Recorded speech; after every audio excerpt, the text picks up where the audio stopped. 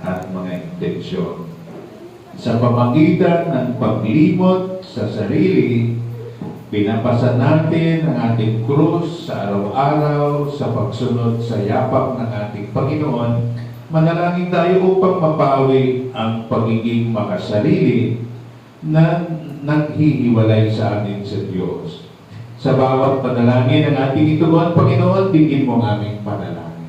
Panginoon, tingin mo ang aming panalangin.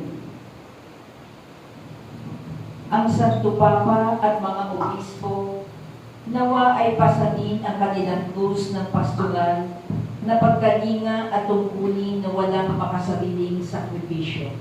Manalangin tayo sa Panginoon. Panginoon, tingin mo ang aming panalangin. Ang lahat ng tumatanggap ng bigat ng tungkulin publiko, nawa ay lumago sa pag-ibig ng Diyos sa pamamagitan ng kanilang responsable, totoo at malinis na pagsasagawa ng kanilang mga tungkulin.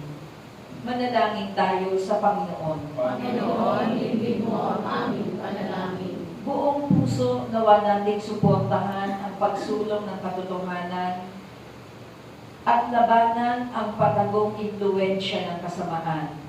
Manalangin tayo sa Panginoon. Panginoon, tingin mo ang aming panalangin. Para sa ating pasasalamat at pasasalamat nina Paul Roy et Oriana Guevara, Engineer Rodel Guevara, Marilelim Evangeline Aurelio, Ellen Alusilio, Alejandro Lim, Baby Capiral, Norma Lauderes, Josie Agulto. Manalangin tayo sa Panginoon. Panginoon, tingin mo ang aming panalangin. Para sa ating personal na kahilingan at sa mga kahilingan ni na Rowena Coronado, Pining Mercades, Eric Guevara, Ann Kagami, Imelda de la Cruz, Tata Taguplo, Charlene Mendoza, Alisa Marie Acedera.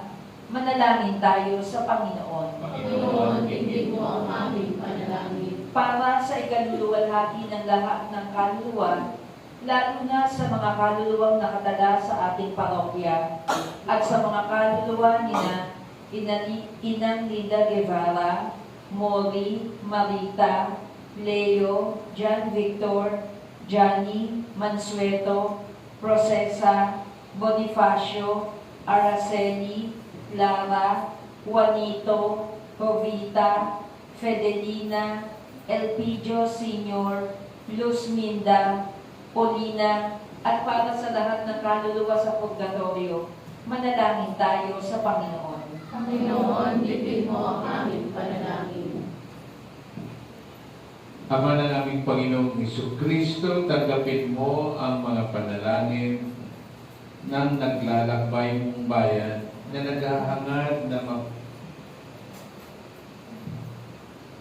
matagpuan ang iyong kalooban sa pagsunod sa mga yapak ng iyong anak.